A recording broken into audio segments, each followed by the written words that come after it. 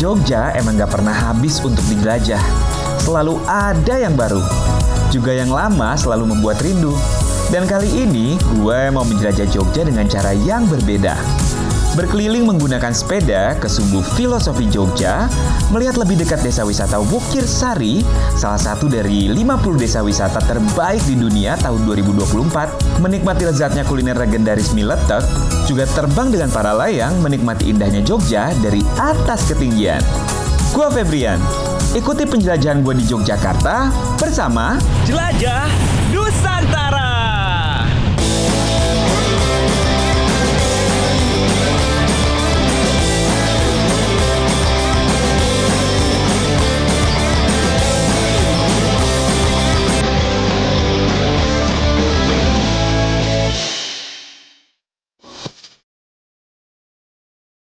Sekurangnya ada 10 alasan kenapa gue dan banyak orang jatuh cinta sama Jogja. Pertama karena budayanya, keindahan alamnya, wisata sejarahnya, ragam kulinernya, keramahan masyarakatnya, budget traveler friendly, kegiatan wisata yang beragam, suasana malam yang seru, sentuhan spiritual yang magis tapi romantis, juga karena aksesibilitasnya yang mudah dan murah. Halo Sobat Pesona, masih bersama gue Febrian di Jelajah Nusantara. Ya, itu tadi 10 alasan kenapa Jogja tuh memang dicintai banyak orang ya. Karena memang selalu nanginin nggak sih? Dan memang salah satu alasannya itu karena moda transportasi umum banyak banget pilihannya. Dari dan juga menuju ke Jogja. Sobat Pesona bisa naik pesawat. Dan sekarang udah banyak sleeper bus juga yang nyaman. Tapi kali ini gue memilih untuk menggunakan kereta api karena murah, mudah, dan nyaman. Sebentar. Oh, sobat, ini gue udah dapat WhatsApp dari salah seorang guide yang gue udah janjian untuk mengajak gue mau keliling Yogyakarta tapi dengan cara yang berbeda. Katanya sih menggunakan sepeda. Seperti apa keseruannya? Yuk, ikutin terus.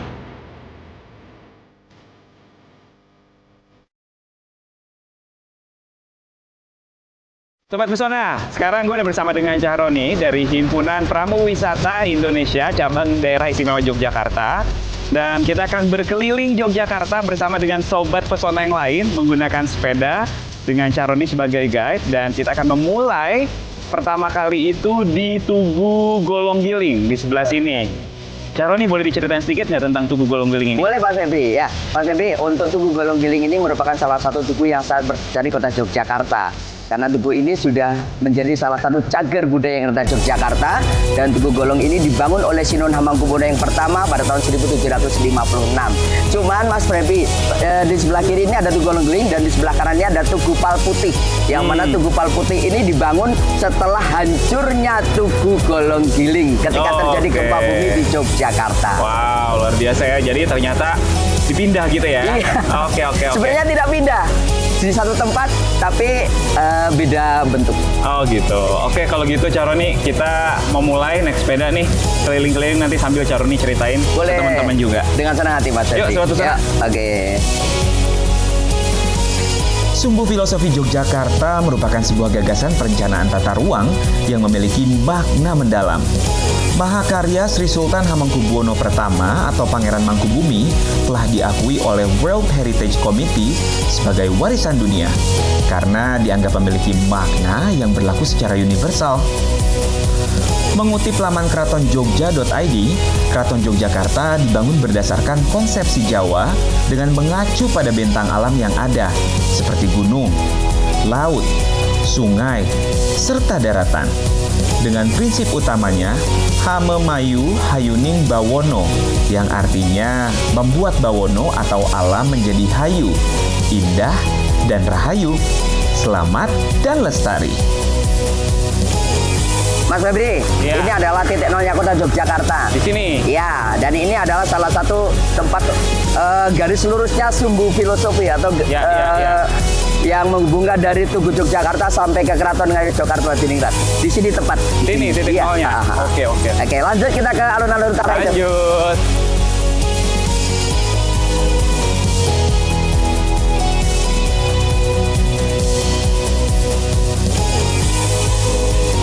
Oke teman-teman teman-teman semuanya, kita sudah sampai di alun-alun utara kota Yogyakarta. Dan teman-teman semuanya bisa dilihat di belakang itu ada 2 pohon beringin. Yang di sebelah kiri itu adalah namanya Janandaru yang diibaratkan sebagai hablum minannas, hubungan manusia dengan manusia. Dan di sebelah kanannya itu adalah Dewandaru. Dan itu menghubungkan antara hubungan manusia dengan Tuhan. Seperti itu. Dan kita segera akan lanjut menuju ke Keraton Yogyakarta ke sebelah kiri kita. Yuk lanjut, cus. Jadi, memang Jogja tidak dibangun dengan sembarangan, tetapi dibangun dengan filosofi yang mendalam agar tujuan dari pembentukan kotanya sendiri aman dan nyaman bagi penghuninya maupun bagi tamu yang datang. Mungkin karena ini juga salah satu kenapa Jogja selalu ngangenin banget buat siapa saja yang pernah datang ke sini. Oke, baik teman-teman semuanya, kita sudah sampai di Keraton Yogyakarta, di mana tempat ini menjadi salah satu titik akhir perjalanan hidup manusia. Dan kita di sini ada tempat yang namanya Sri Manganti. Apa itu Sri Manganti? Tempat untuk menunggu. Menunggu apa? Untuk diadili. Ketika kita hidup di dunia akan diadili di sini dengan adanya Trajumas. Dan Trajumas ini merupakan salah satu timbangan amal baik dari manusia. Yuk kita jalan lagi. Oke.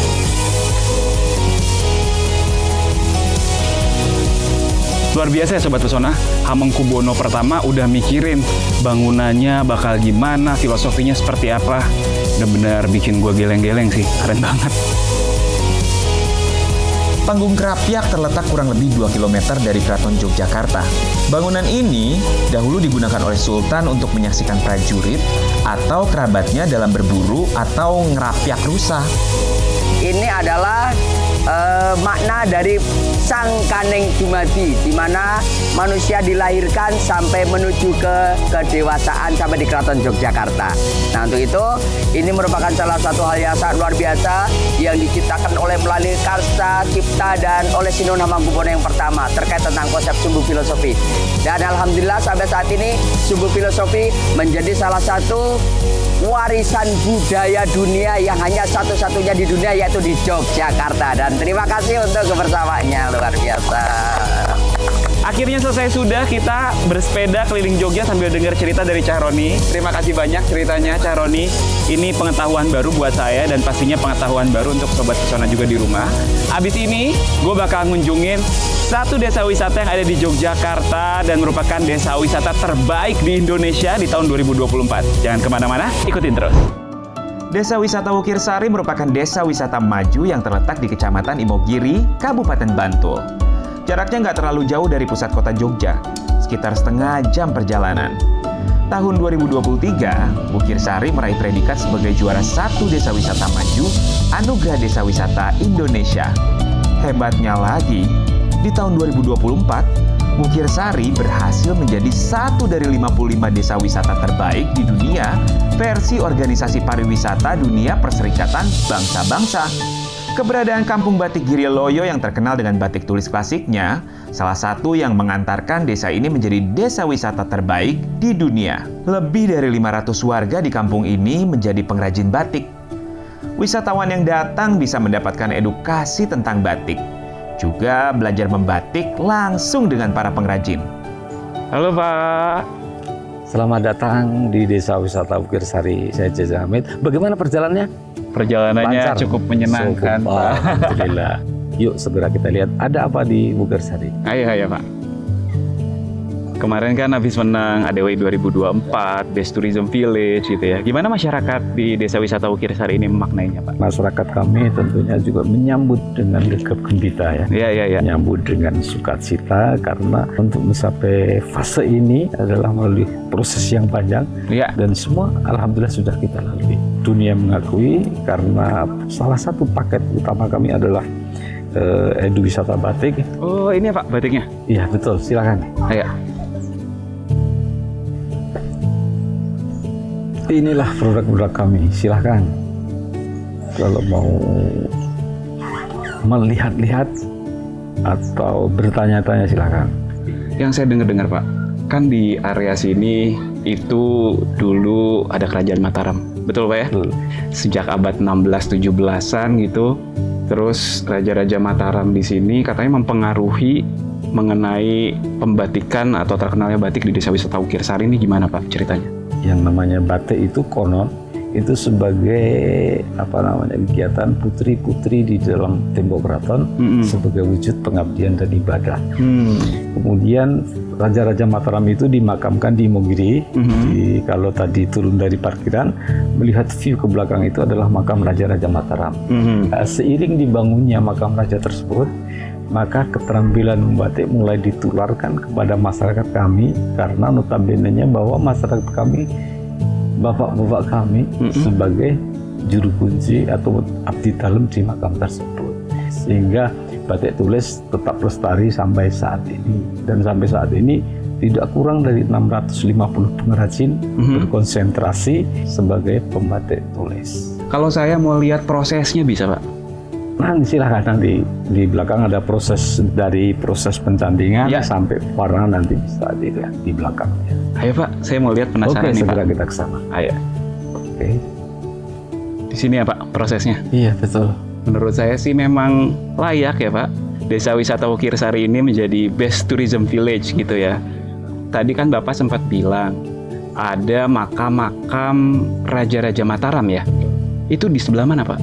Ada di wilayah di lingkungan sini ada. Nanti silakan kalau mau berkunjung atau melihat secara dekat makamnya seperti apa. Oh gitu Pak. Saya pamit mau lihat makamnya, penasaran soalnya nih Pak. Oke, silakan. Mari ya Pak. Oke.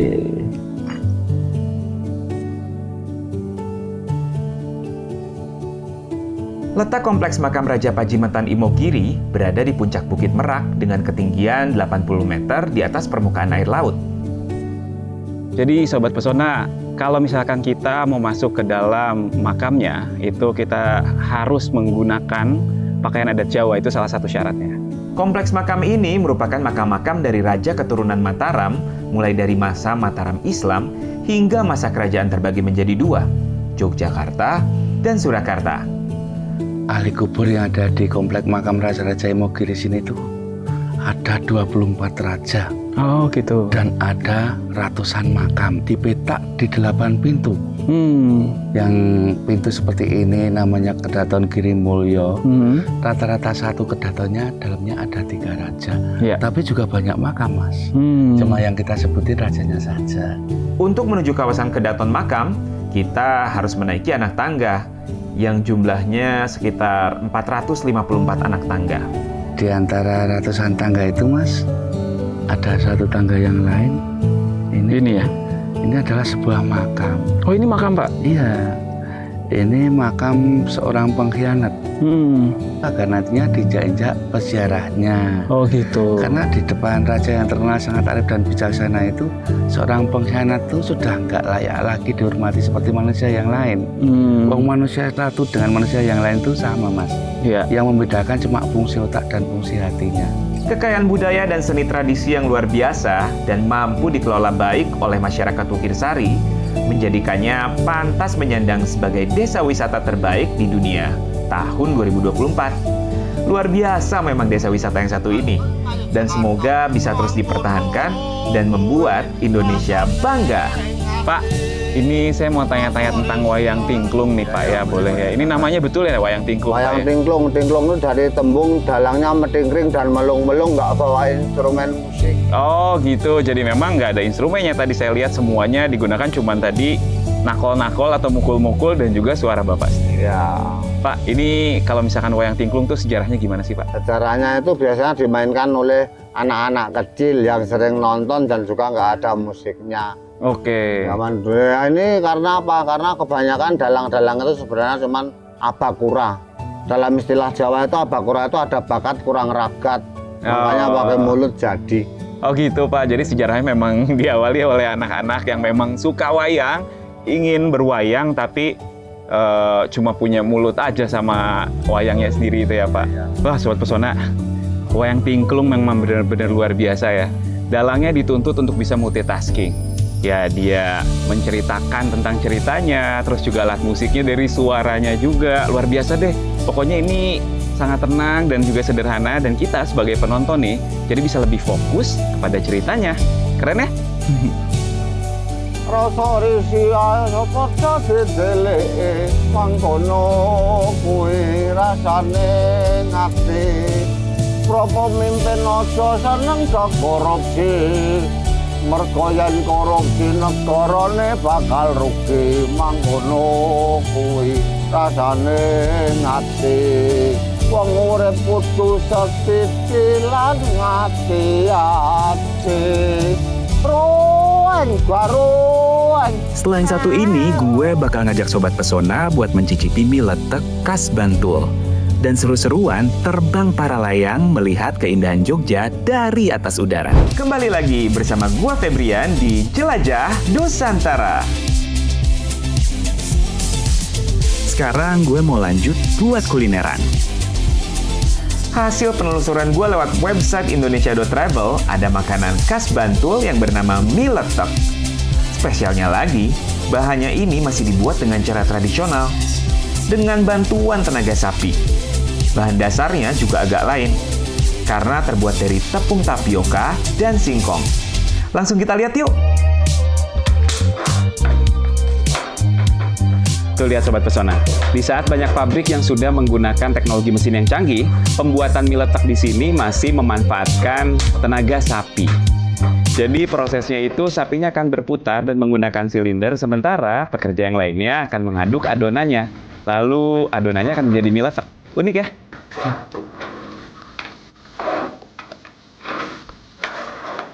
Meski masih menggunakan tenaga sapi, pabrik ini mampu memproduksi mie letek dengan jumlah yang besar.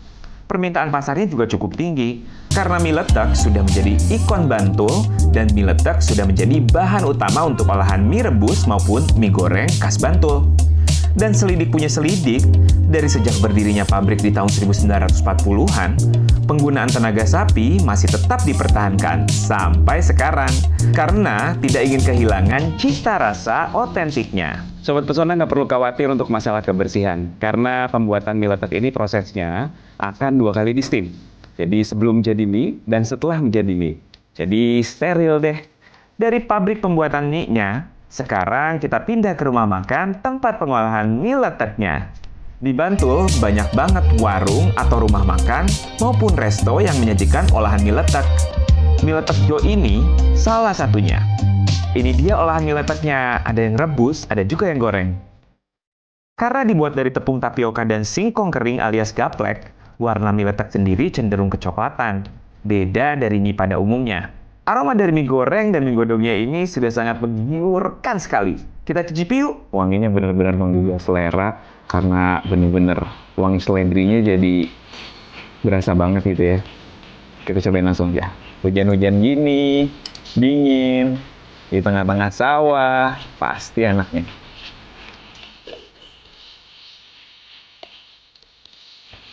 Gurih, campur telur, agak sedikit pedas, tapi pedasnya bisa di-adjust kok. Sekarang kita cobain yang goreng. Mie-nya teksturnya lebih kenyal, padahal bahannya sama dengan yang vlog tadi. Kalau gue suruh pilih, gue pilih mie letek yang kuah. Tapi tergantung selera sih. Buat Sobat Pesona yang mau ke Yogyakarta, jangan lupa untuk cobain mie letek. Karena apa? Karena belum ke Yogyakarta kalau kita belum makan mie letek. Kenyang makan mie letek, gue balik ke homestay di Desa Wisata Wukir Sari buat besok lanjut menjelajah Yogyakarta. Suasana pagi di Desa Wisata Wukir Sari sangat asri, nyaman, tenang, dan santai sekali. Buat Sobat Pesona yang ingin menginap di Jogja dengan suasana yang berbeda, kalian bisa menginap di beberapa homestay yang ada di Wukir Sari. Fasilitasnya lengkap, kamar dan toiletnya bersih. Pelayanannya juga the best. Seperti sekarang, pagi-pagi gue udah disuguhi wedang uwuh khas Wukir Sari. Terima kasih ya Bu ya. Enak banget pagi-pagi, udaranya dingin, kita minum yang hangat-hangat. Ini asli dari Imogiri, dari Yogyakarta, dan namanya adalah wedang uwuh. Wedang artinya minuman, uwuh itu artinya sampah. Tapi cerita menariknya itu berawal dari zaman dulu, katanya ada Raja Mataram yang sedang berkunjung ke Imogiri, terus minta minuman yang hangat gitu. Lalu dibikinkanlah wedang secang. Cuma wedang secangnya banyak kemasukan ranting-ranting pohon rempah-rempah dan akhirnya ini disebut wedang ubuh. Sampai sekarang jadi khas dari Yogyakarta. Enak banget rasanya dan juga berkhasiat untuk menghangatkan tubuh serta baik untuk kesehatan.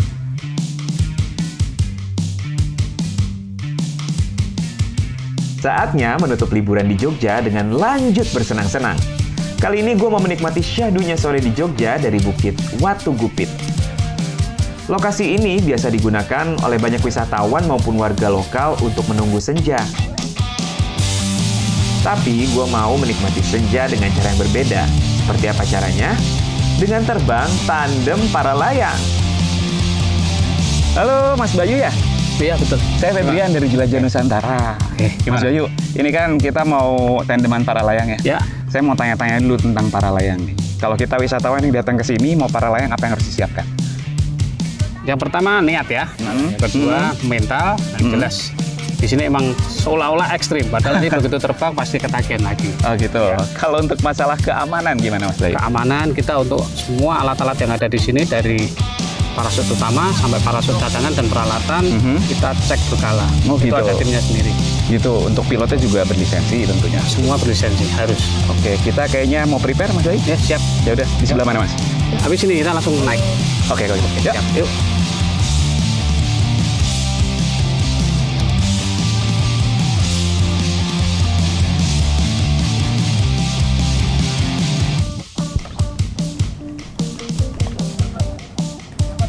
Aman? Tangan bilang. Cukup? Cukup. Sip. Sobat Pesona, ini waktu untuk terbang makin dekat, makin gue jadi deg-degan. Tapi yang pasti sih kita percayain aja karena semua safety-nya dan semua pilot di sini juga sudah berlisensi. Jadi pasti aman. Kita serahkan aja dan ikuti kata instruktur.